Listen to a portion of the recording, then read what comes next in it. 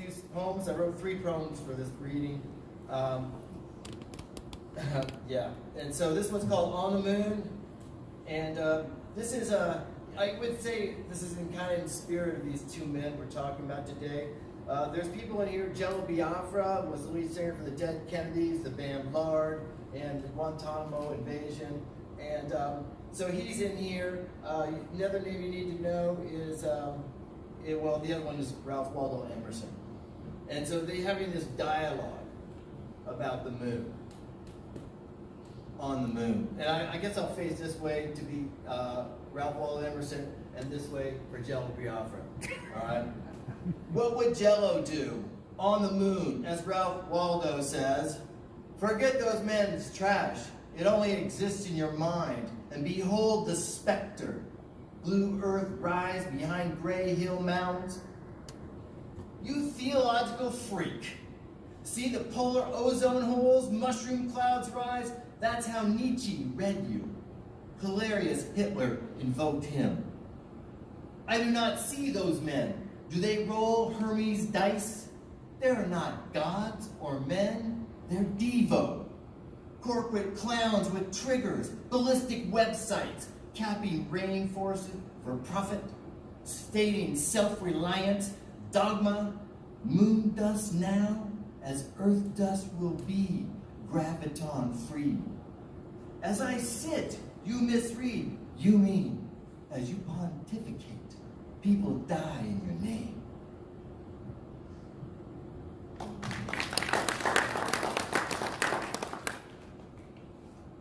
This is live, right? It's just a job. The next one's called the Black Flag Wave. And in actual anarchists, or that's the flag for the standard for the anarchists. And hence where the band got the name, right? Okay.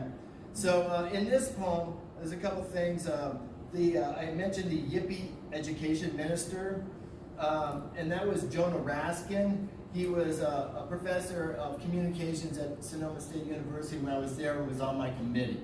Okay, and so he wrote a book, the biography on Abby Hoffman called For the Hell of It. And also, if you don't know who Nancy Spungen is, she was the lover of Sid Vicious that Sid killed and then OD'd on heroin. The Black Flag Wave. And then towards the end of the poem, it goes to the anarchist in his, the end. When the Yippie education minister could not fathom humor in his no-exit joke involving Satcho, Vanzetti, and Nancy Spungen, he wanted to shovel books for the Marx Brothers, or, as was done in high school before Columbine, once again synergize jazz and pipe bombs. For the hell of it, grew a beard because he liked the look on Saddam.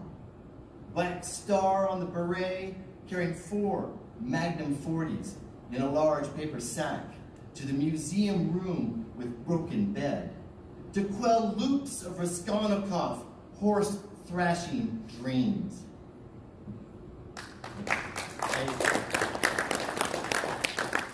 So the next poem is one of the poems I wrote, and I wrote this because I have some information about Bukowski, but this is from Burroughs' book, Naked Lunch, that inspired this. And I've got in the poem is a Professor Fingerbottom, and the quote from Naked Lunch is, I studied neurology under Professor Fingerbottom in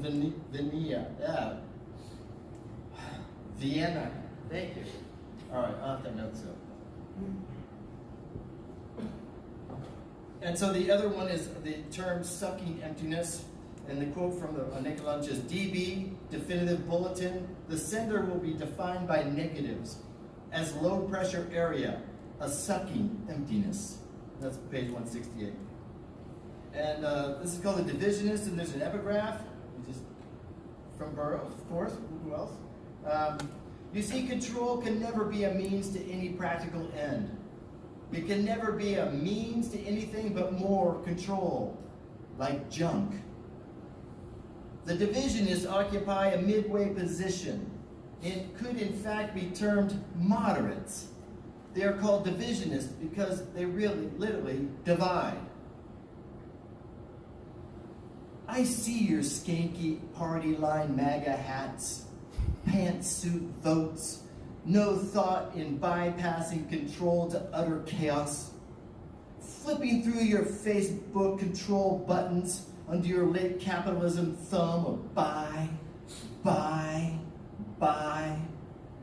Divisionists do not sell your name and numbers for anything but the hard cash and credit.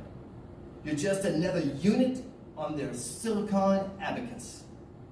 Bitcoin sluiced in Jamal Khashoggi's severed limbs from spilled blood when Facebook and Amazon divide us from our time. The douche of Professor Fingerbottom's experiments of sexual replicants and rhetorical fear. The cyborg sucking emptiness, moving from cell to cell as the human virus slouches off like a rough beast.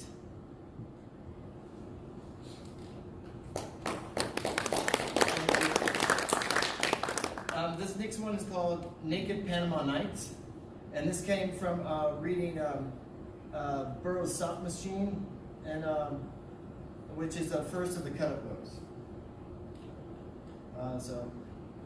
But I actually prefer, this is my favorite Burroughs book. It's The Cities of the Red Knights. It's the first of his Western trilogy, and this is probably Burroughs at his best, I believe. So, get a chance to read it. And then there's a quote from The Soft Machine here. Now this is going to be really kind of abstract, so please. In his sleep, naked Panama nights, the camera pulses in blue silence and ozone smells. Sometimes the cubicle opened out on all sides into purple space. Soft Machine 140. Spectral goggles and orange antenna, Bluetoothing and carbolic soap. Glory holes in bathroom stalls, slow-mo close-up of green screen night, bordering on exploitation in Goya's El Sueño de Razón, monstrosities of Johnny's gills and rectal mucus, growing in the bidet, Willie the Rat and Robert Kraft in Orchids of Asia, blasting jism to KC, Cohen coughs up piss tapes of mega mothers of Planet Strap-On, hot nights of Panama Beach and the naked caffeine sail of ass for bed, wiggle feet in the dog excrement water before Vaseline spreads like priest prattle with pickpocket fingers, Boca Obejo antenna sparkle, blue spermy message, hot lick verbiage, como perros, knees to nips, sex hair drenched, tossed salad before fracking the midnight oil. Up she rises, Billy Budd sings, the limestone rag, skinned elbows, though no one noticed that loving symmetry, skinned elbows. Another night on the racking machine.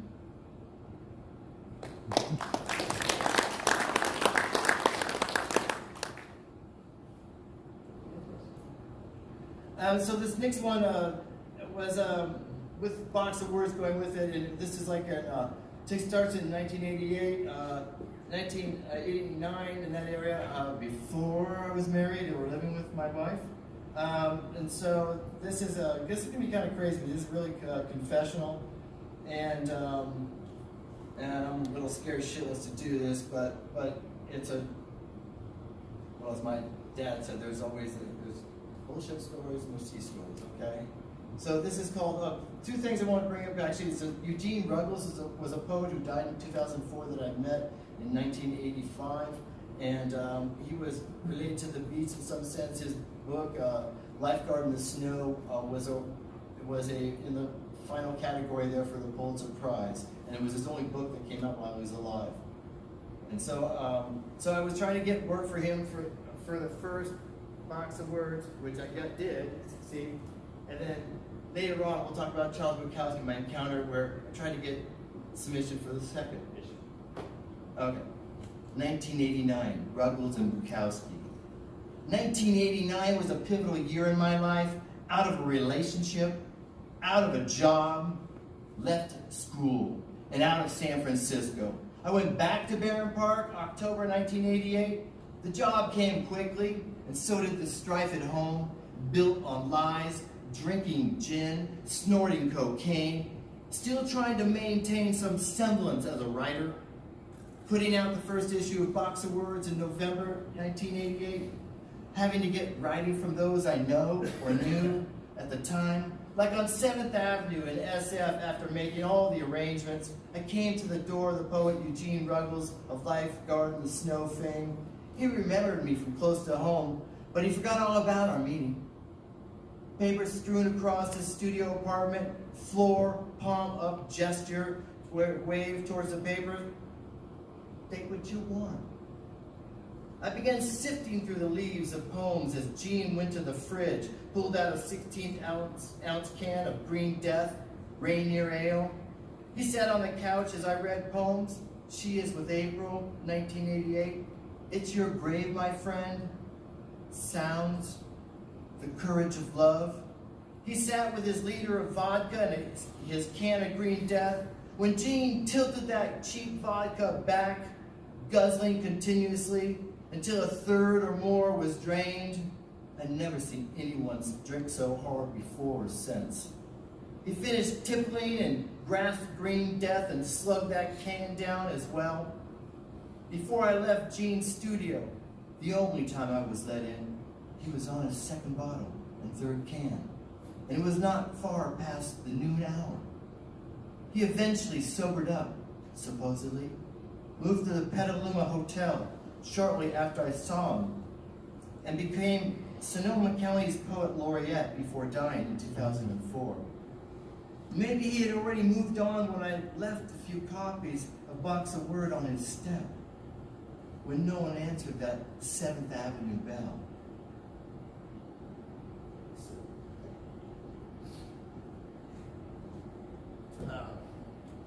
It was early April or late March that I was staying with my brother and his fiancée in Costa Mesa.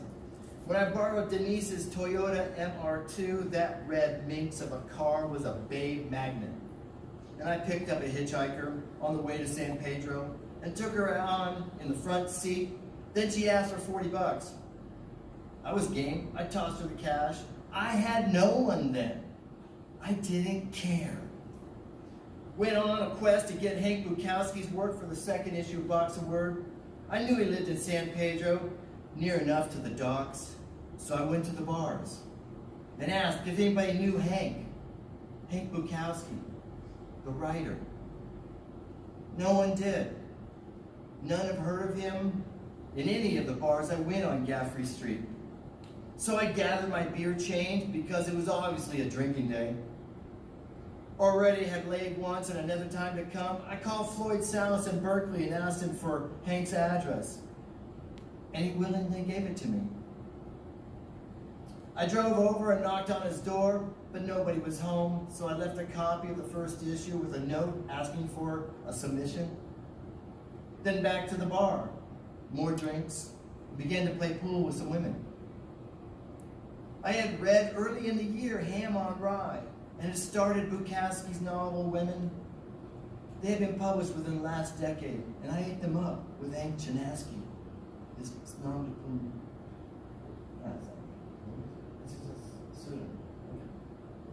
Excuse me. I fell in with a heavy Mexican woman who likes jokes and dapper clothes. It didn't hurt that I was buying her drinks and shots. We ended up on the waterfront stony breakwater where we engaged in sex on the rocks. Afterwards, I thought to try once more. Drove back to Charles Bukowski's home and parked on the street. A bit disheveled, I straightened up as any drunk can and came up the drive to his home. The copies of my notes were gone, car in the drive. I rung the door with my knuckles. It took a few moments, but he opened the door. He was shorter than me by a good 5 to 6 inches, with a white towel wrapped around his waist. and another white towel wrapped around his chest. A bit of a homemade robe of sorts after his shower. I said my name, and I enthusiastically mentioned wanting the submission of his work to publish a box of words. I threw that shit away. He said, I was shocked by his brashness. You want it? Yeah, I want it. I'll get it. He said, and walked away to my left in his home with the door still open. I followed him into his kitchen, hearing rustling sound. I saw at the far end of the kitchen Bukowski on his knees, his hands deep in the white garbage can, and he stopped. What the fuck are you doing in my house? What the fuck are you doing in my kitchen? I can't believe he's in my fucking kitchen. Get the fuck out of my house. He threw the issue and notes at me, and I pointed my finger and I said, fuck you, Bukowski, fuck you. The little man with the white towel charged at me, but too much distance to grab me as I quickly got out of that house. Turned again and the door was shut tight. Down to the street, and Denise's red MR2 with box of words in my hands, and I thought about my failure. And I thought that I just told Charles Bukowski to fuck off. I went back up the drive to his door and knocked again. His wife Linda opened the door.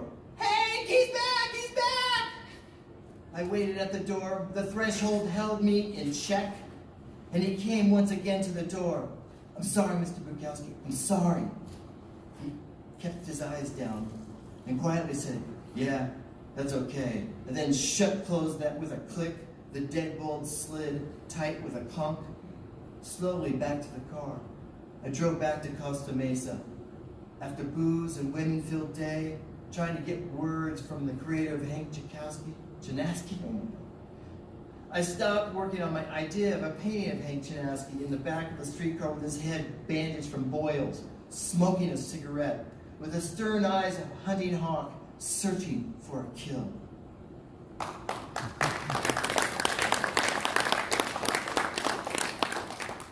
And I'm going to finish up here. Yeah, like that. And this is a poem that actually was published in an earlier version in the second issue of the Box of Words. And it's the penultimate poem in my collection, American History. It's called Waltz with Death, and this is from my San Francisco days. For TV, with thanks to the Hoop Man. Dan, I want to see you sometime. I hope you're watching. Cloaked in black robes, making the gutter street walk, where dirty, gnarled faces sleep between curled rags, in a concrete doorways, drinking a cold, succulent breath on the precipice of life, sliding barefoot off the edge. This is the home of the summer of love, where you can buy plastic Haight-Ashbury keychains at the psychedelic smoke shop. Taste the liquid experience of bums. Wear Dharma clothes for a fashion statement. Skateboard down the uneven street as national banners of wrath flip, flop, and fly in the foggy ocean breeze. The Rasta man in a camouflage jacket sells acid, 2 hits for $5. A chick with her head partially shaved cruises her scooter by, Walkman welded between her breasts, listening to Crack, Kill, Applejack. A Mexican sweeps the world of hate. Under these black robes, grenades. See the fallout refugee girls in protective layers of mourning cloth. Hollow breath, tired stares, under a white mask with ruby lips. Silver chains hold them to sidewalks of talkative hippies, begging for cigarettes, past video tracks, alleyway needle tracks, never freeing for a second, the ultimate cookie. Then to escape on the 24 Muni, oh man, to tell closets of stories of such who are gay, do not speak or munch on phallic negation. For what is love? Is it just a 4-letter word, nothing more than fuck? Sexual squeeze in the dreams of boys in leather, they all seem to be on the bus, looking from face to face. licking their lips crudely while spying each other's crotches. The beat of their cocks against the plastic back seats sears the maddening, faraway look in their eyes. Yet there's a stench of rotting flesh, disintegrating cocks. One of the half-fleshless faces says, "Shake hands if you dare. I've got weirdo diseases." The turn signal clicks off and on and off in a high-pitched chirp. To the beat, step alone. Burnt flesh skeletons, slowly together. I, too, am dancing. The rank bus swaying. No exit waltzing. Forever waltzing with death. Thank you very much.